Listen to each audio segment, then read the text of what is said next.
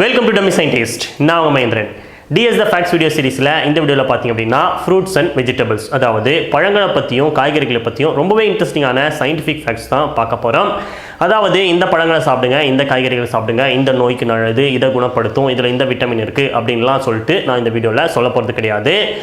ஃப்ரூட்ஸை பற்றியும் வெஜிடபிள்ஸை பற்றியும் சயின்டிஃபிக்காக ஒரு அண்டர்ஸ்டாண்டிங் வரணும் அண்ட் இதில் இருக்கிற சில இன்ட்ரெஸ்டிங்கான விஷயம் உங்களுக்கு தெரியணும் அப்படின்னு சொல்லிட்டு தான் இந்த வீடியோவை நான் பண்ணுறேன். இதில் பார்த்தீங்க அப்படின்னா 20 ஃபேக்ட்ஸ் எடுத்தேன். இந்த வீடியோவில் 10 ஃபேக்ட்ஸ் சொல்கிறேன். வேறு வீடியோவில் பார்ட் 2ல் 10 ஃபேக்ட்ஸ் சொல்கிறேன். இப்போது இந்த ஃப்ரூட்ஸ் பற்றின வெஜிடபிள்ஸ் பற்றின ரொம்பவே இன்ட்ரெஸ்டிங்கான 10 சயின்டிஃபிக் ஃபேக்ட்ஸை பார்ப்போம்.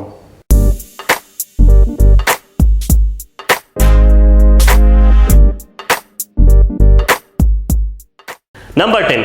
நம்மள பல பேருமே வந்து ஸ்ட்ராபெரி ராஸ்பெரிலாம் சாப்பிட்ருப்போம். இந்த ராஸ்பெரி வந்து ஸ்ட்ராபெரி ஃபேமிலியோட ஃப்ரூட் தான். இதெல்லாம் வந்து பெர்ரி ஃபேமிலியோட ஃப்ரூட் அப்படின்னு சொல்லிட்டு நம்ம நினச்சிருப்போம். ஏன் அப்படின்னா அதில் வந்து பெர்ரி அப்படின்னு சொல்லிட்டு பேர் வருது. ஆக்சுவலாக இது வந்து உண்மை கிடையாது. பொட்டானிக்கலாக வந்து பெர்ரி அப்படின்னா என்ன அப்படின்னு கேட்டிங்கன்னா, ஒரு சிங்கிள் ஃப்ளவர், அதாவது ஒரே ஒரு பூவில் ஒரே ஒரு ஓவரியை வச்சு அந்த ஓவரி வந்து டெவலப் ஆகி அதுக்குள்ளார பல விதைகளோட ஒரு பழம் உருவாகுது அப்படின்னா அதைத்தான் நம்ம வந்து பெர்ரி அப்படின்னு சொல்லுவோம். அதாவது ஒரு சிங்கிள் ஃப்ளவர், ஒரே ஒரு பூ தான் இருக்கணும், அதில் ஒரே ஒரு ஓவரி தான் இருக்கணும், அந்த ஓவரியில் பல விதைகளை கொண்டு ஒரு பழம் உருவாகணும். ஸ்ட்ராபெரியும் ராஸ்பெரியும் பார்த்தீங்க அப்படின்னா ஒரு சிங்கிள் ஃப்ளவர், ஒரே ஒரு பூவில் பல ஓவரியை வச்சு பல விதைகளாக உருவாகி அது வந்து பழமாக உருவாகுது. ஸோ அப்படி பார்க்கும்போது இது ரெண்டும் வந்து பெர்ரி கிடையாது. அப்படின்னா பெர்ரி அப்படின்றது எந்தெந்த ஃப்ரூட் அப்படின்னு கேட்டிங்கன்னா, பனானா, அதாவது வாழைப்பழம், தக்காளி, மாதுளம்பழம், வாட்டர்மெலன், அதே மாதிரி பூசணிக்காய், இந்த மாதிரி பல பழங்கள் வந்து பெர்ரி ஃபேமிலி ஃப்ரூட் பொட்டானிக்கலாக. அன்னாச்சி பழம் கூட பார்த்தீங்க அப்படின்னா பெர்ரி தான். பனானா பார்த்தீங்கன்னா அது வந்து சிங்கிள் ஃப்ளவர், அதாவது ஒரே ஒரு பூவில் வந்து இருக்கிற ஒரே ஒரு ஓவரி வந்து டெவலப் ஆகி பனானாவில் பல விதைகள் வந்து உருவாகி அது வந்து பழமாக உருவாகும். வாழைப்பழத்தில் பார்த்தீங்கன்னா நடுவில் வந்து நிறைய விதைகள் இருக்கும். ஸோ அப்படி பார்க்கும்போது இதெல்லாம் தான் வந்து பெர்ரி. இந்த ஸ்ட்ராபெரியும் ராஸ்பெரி வந்து பெர்ரி கிடையாது. இதுக்காக நம்ம பழக்கடையில் போய் அன்னாச்சி பெரி கொடுங்க, வாழைபெரி கொடுங்க அப்படின்னு சொல்லிட்டு கேட்டோம் அப்படின்னா கடைக்காரரு நம்மள மேலே எங்களையும் பார்ப்பாரு. ஏன்னா அவருக்கு புரியவே புரியாது. பொட்டானிக்கலாக வந்து பெர்ரி அப்படின்றத நம்ம தெரிஞ்சுப்போம். பட் இதை வந்து நம்ம காலங்காலமாக பழம் அப்படின்னு சொல்லிட்டு பழகிறதுனால இது எல்லாத்தையுமே நம்ம வந்து பழம் அப்படின்னு சொல்கிறோம். நம்பர் 9. நம்மள பல பேருமே வந்து வாழை மரம் அப்படின்னு சொல்லிட்டு சொல்லுவோம். பட் பொட்டானிக்கலாக பார்த்தீங்க அப்படின்னா வாழை வந்து மரம் கிடையாது, வாழை வந்து ஒரு செடி. ஆக்சுவலாக அதை நம்ம வந்து வாழை செடி அப்படின்னு தான் சொல்லணும். இது எப்படி அப்படின்னு கேட்டிங்கன்னா, ட்ரீ, அதாவது மரம் அப்படின்றது வந்து நடுவில் வந்து ஒரு வுட்டு இருக்கணும். அந்த வுட்டிலிருந்து நிறைய கிளைகள் வந்து பிரிஞ்சு போய் அதில் நிறைய இலைகள் இருக்கணும். அந்த வுட்டு பார்த்திங்க அப்படின்னா ரொம்பவே ஸ்ட்ராங்காக இருக்கணும். அந்த டிஷ்யூ வந்து ரொம்பவே ஸ்ட்ராங்காக இருக்கணும். அதை தான் நம்ம வந்து மரம் அப்படின்னு சொல்லுவோம்.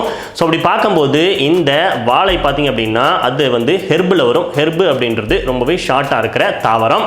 அந்த தாவரத்தில் பார்த்திங்க அப்படின்னா ரொம்பவே சாஃப்டான டிஷ்யூ இருக்கும். ஸோ அப்படி பார்க்கும்போது இந்த வாழை மரத்தோட தண்டு பார்த்திங்கன்னா ரொம்பவே சாஃப்டாக இருக்கும். அது வந்து ரொம்பவே ஹார்டாக இருக்காது, ஈஸியாக வந்து உடஞ்சி விழுந்துடும். அதில் வந்து 4-5 இலைகள் தான் இருக்கும். அது வந்து ரொம்பவே கிளைகளாக ஓடி போய் அது வந்து நிறைய இலைகள் கொண்டு மரம் மாதிரி வந்து ஒரு ஸ்ட்ரக்சராக இருக்காது.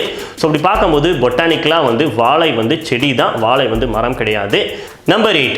ஆப்பிள் வந்து நமக்கு நல்லாவே தெரியும். இந்த ஆப்பிள் பார்த்தீங்கன்னா அதுக்குன்னு பொட்டானிக்கலாக தனி ஃபேமிலி எல்லாம் கிடையாது. அந்த ஆப்பிள் வந்து வேற ஒரு ஃபேமிலியோட ஒரு பூக்கும் தாவரத்திலேருந்து வந்த ஒரு பழம் தான். அது என்ன ஃபேமிலி அப்படின்னு கேட்டிங்கன்னா ரோஸ் ஃபேமிலி, அதாவது ரோஜா பூ.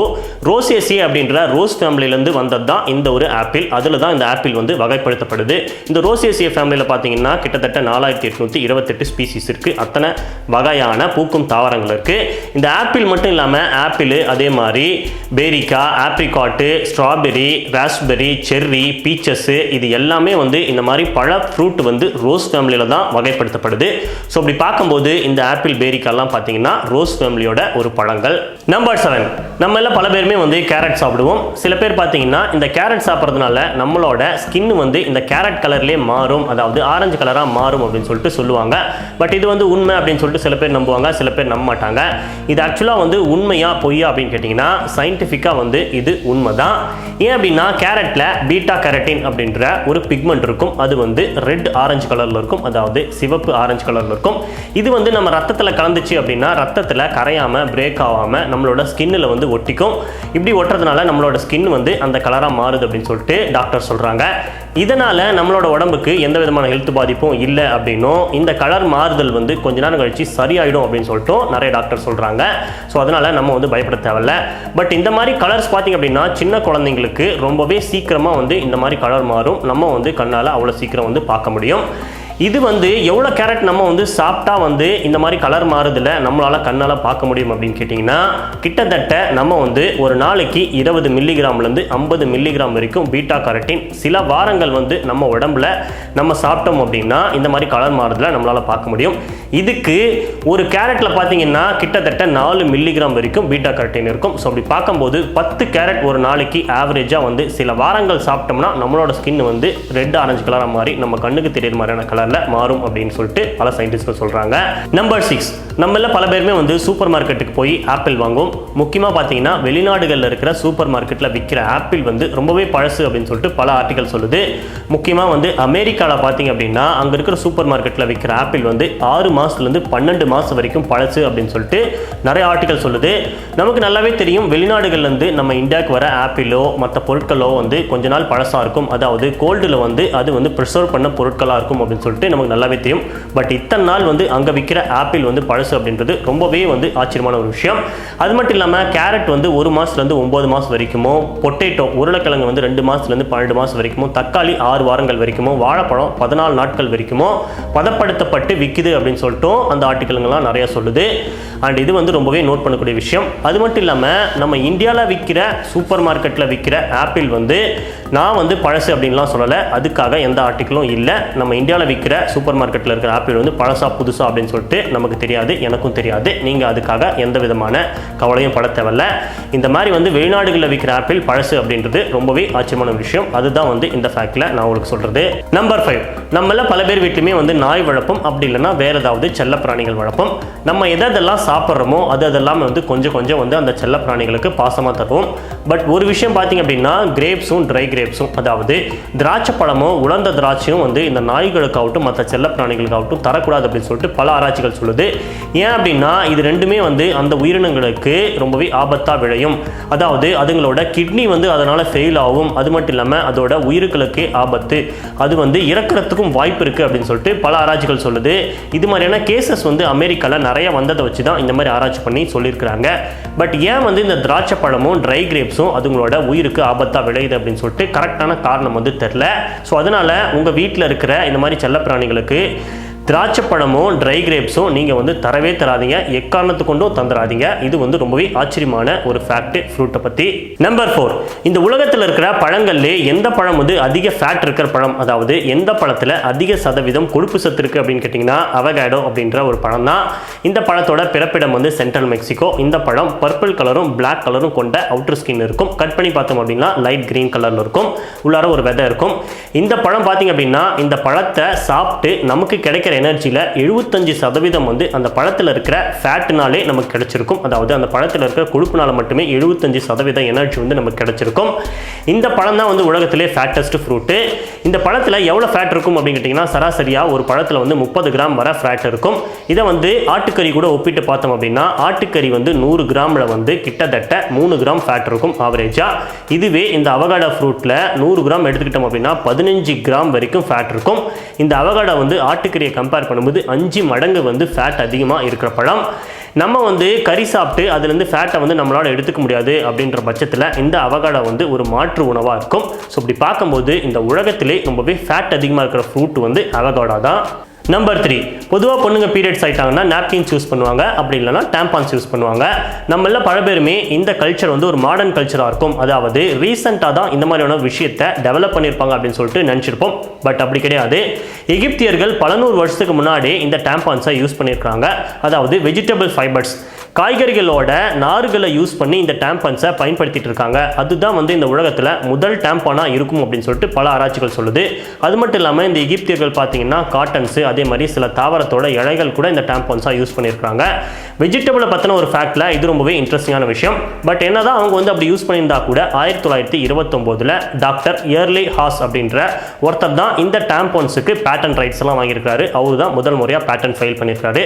நம்பர் 2, பொதுவாக நம்ம ஏதாவது பழம் சாப்பிட்றோம் இல்லைனா காய்கறிகளை சமைக்கிறோம் அப்படின்னும் போது அதிகபட்சமாக தோலை சீவிடுவோம், இல்லைனா தோலை உரிச்சு சாப்பிடுவோம். பட் தோலோட சமைச்சோம் அப்படின்னா அதிகப்படியான விட்டமின்ஸ் நமக்கு கிடைக்கும். அதாவது தோலில் அதிகப்படியான விட்டமின்ஸ் இருக்குது அப்படின்னு சொல்லிட்டு நிறைய ஆராய்ச்சிகள் சொல்லுது.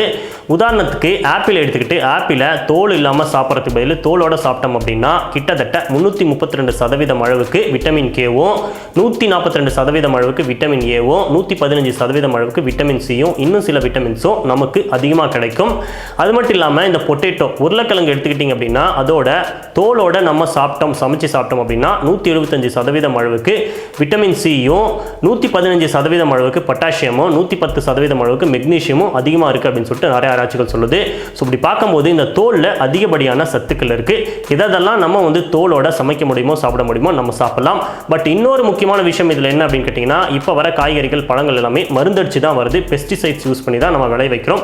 ஸோ அதனால் அந்த மருந்துகள் வெளியே வந்து ஒட்டிட்டு இருந்துச்சு அப்படின்னா நமக்கு ஹெல்த்துக்கு ப்ராப்ளம் வரதுக்கும் வாய்ப்புகள் இருக்குது. ஸோ அதனால் ரொம்பவே க்ளீனாக கழுவிட்டு எதெல்லாம் வந்து இந்த மாதிரி நம்ம வந்து தோலோட சமைக்க முடியுமோ அதெல்லாம் நம்ம வந்து தோலோட சமைச்சு சாப்பிட்டோம் அப்படின்னா நமக்கு விட்டமின்ஸ் வந்து அதிகமாக கிடைக்கும். நம்பர் 1 ஒன்றாவது ரொம்ப இன்ட்ரெஸ்டிங்கான ஆச்சரியமான ஃபேக்ட் என்ன அப்படின்னு கேட்டிங்கன்னா வெஜிடபிள்ஸை பற்றி நமக்கு நல்லா தெரியும், ஃப்ரூட்ஸை பற்றி நமக்கு நல்லா தெரியும். சிலதெல்லாம் வெஜிடபிள்ஸ் சிலதெல்லாம் ஃப்ரூட்ஸ் அப்படின்னு சொல்லிட்டு நமக்கு தெரியும். பட் எதெல்லாம் நமக்கு வெஜிடபிள்ஸ் அப்படின்னு சொல்லிட்டு தெரிஞ்சோ அந்த லிஸ்ட்டில் சிலதெல்லாம் வெஜிடபிள்ஸ் கிடையாது. பொட்டானிக்கலாக பார்த்திங்க அப்படின்னா சிலதெல்லாம் அது வந்து ஃப்ரூட்ஸு.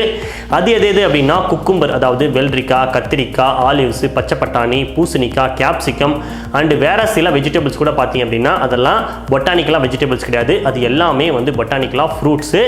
எப்படி வந்து அதெல்லாம் வெஜிடபிள்ஸ் கிடையாது ஃப்ரூட்ஸ் அப்படின்னு கேட்டிங்கன்னா ஃப்ரூட் அப்படின்றது வந்து பொட்டானிக்கலாக வந்து ஒரு ஃப்ளவர், அதாவது ஒரு பூவில் இருக்கிற ஓவரி டெவலப் ஆகி உருவாகிறது தான் ஃப்ரூட், பழம். வெஜிடபிள்ஸ் அப்படின்றது ஒரு தாவரத்தோட பாகங்கள், தாவரத்தோட தண்டு, தாவரத்தோட இலை தலைகள், அதே மாதிரி தாவரத்தோட வேர், இதைத்தான் நம்ம வந்து வெஜிடபிள்ஸ் அப்படின்னு சொல்லுவோம். ஸோ அப்படி பார்க்கும்போது பொட்டேட்டோ, அதாவது உருளைக்கிழங்கு, கீரை, இதெல்லாம் தான் வெஜிடபிள் லிஸ்ட்டில் வரும். நாம் என்ன சொன்ன வெஜிடபிள்ஸ் எல்லாமே வந்து பொட்டானிக்கலாக ஃப்ரூட்ஸ் தான். அது மட்டும் இல்லாமல் இந்த நெல், கோதுமை, சோளக்கதிர், பார்லி இதெல்லாம் கூட வந்து பொட்டானிக்கல் சயின்ஸில் ஃப்ரூட்ஸ் தான். இது ரொம்பவே வந்து ஃப்ரூட்டை பற்றின ஆச்சரியமான ஒரு விஷயம். கிச்சனில் வந்து இது எல்லாத்தையுமே வந்து காய்கறிகள் அப்படின்னு சொல்லிட்டு பழகினதுனால நம்ம வந்து இதை வந்து காய்கறிகள் அப்படின்னு சொல்லிட்டு நம்ம இப்பயும் யூஸ் பண்ணிகிட்டு இருக்கோம்.